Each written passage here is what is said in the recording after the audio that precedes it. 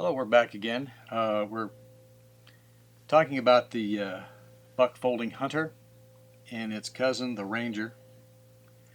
This is a very thoroughly covered topic and very thoroughly plowed field. But what we're going to talk about real quick is that this constant battering that's going on about the older bucks held a better edge than the new ones, so forth and etc. And so we're going to set up a edge holding experiment to test these theories out, and we're going to use a Ted Dowell D2 steel fixed knife to establish a baseline, and then we're going to go from there, and that's going to be fully articulated in another video just simply devoted to the edge holding on this situation. But we've got several variations of the buck knife here that I thought you might find amusing, and I tried diligently to find different ones of different time periods so we could actually have a test that could be valid. It's not just hearsay that you know great Uncle Cletus had one of these and he took it to Nam and this, that, and the other thing, and Uncle Bob took his to Canada and slew 1,000 moose. You've heard all those great stories. So actually I've got some specimens here that lend a time period so we can sample each form of steel. Only problem is we could not find a folding hunter or a ranger that had the buck in that time period when buck was using the 425M. So for that we're going to use this large trapper that they made during that time period. So we'll try to get edge holding capabilities of the 425 just for historical sake, so we can all have something else to talk about over the campfire. So right here we have an interesting chronology.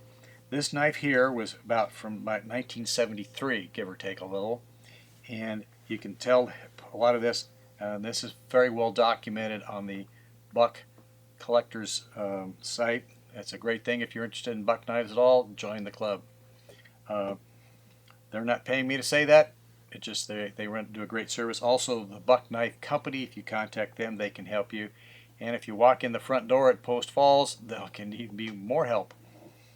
At any rate, with a buck, you can tell by looking right here at the trademark, and also the direction of the knife or the way it's on the trademark. And you can see by some of these, we're going to show a close-up to how the trademark changes, but also the handle themselves. Now these knives have had varying degrees of time in the field. This one here was used lightly by the original owner, but he got enamored by another piece of cutlery and he just kept this around as a spare, but he got it in like about 1973. You can see right here where this pin is right here compared to, and so there's a whole study to this area of the buck knife. And if you want to get into collecting bucks, this is one thing you do, is simply positioning of the pins. Now this one came a little later. This was towards the mid-70s, and you can see that the trademark is different here, but the pin has moved to here, and this one here has got deer guts still on it, so you can tell this knife has seen some use. Now in this time period you can see where this knife's had a rough life, so that anybody that tells you a buck folding hunter won't take a lick, they are mistaken. It's maybe hard to tell on the camera, but in this time period here, the brass handle became thicker right through here, and you can kind of tell because of this.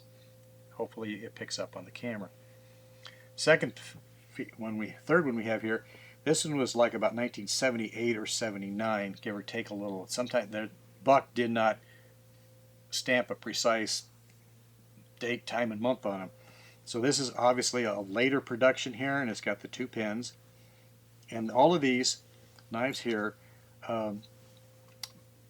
fall into the time period when Buck was using the 440C steel in the knives, and these were produced. All of these were produced down in the San Diego area, and Buck was in 3 different locations in the San Diego area.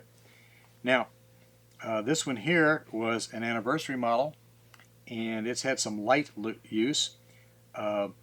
And this has the 420 cm steel in it, and so we will be checking each one of these specimens to just kind of get an idea so we can dispel some of that legend and lore.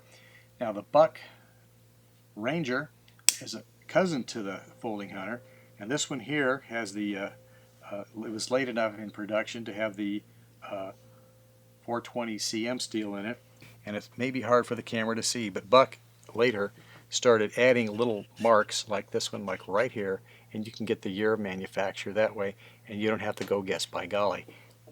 You can kind of see the little difference between these two. This was a limited run, available through either Cutlery Shop in Idaho or Smoky Mountain Knife Works, and presently through Buck's website and Custom Shop, you can order variations of these things here, and you can essentially order this knife today through Buck, and or you can get an optional there's an option of coatings on the steel and so forth, and serrated edges and so forth, and you can get it in the S30V steel. I would suggest that. If I had a spare 150 bucks, I'd grab this same knife in the S30V steel. So here in a few, you're going to see a separate posting concerning the edge holding on these, and we'll give you greater detail in that.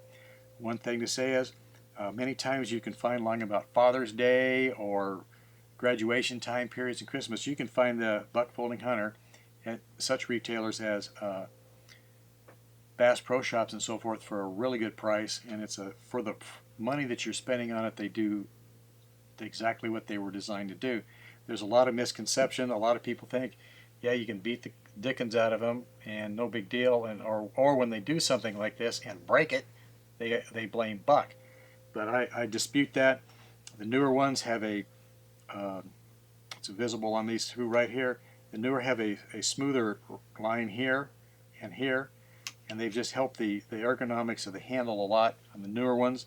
So if Grand Uncle Bob's folding hunter didn't fit your hot little hand, you might want to try one of these, and or you can order it with different handle materials and nickel bolsters depending upon Buck's women fancy on the custom site.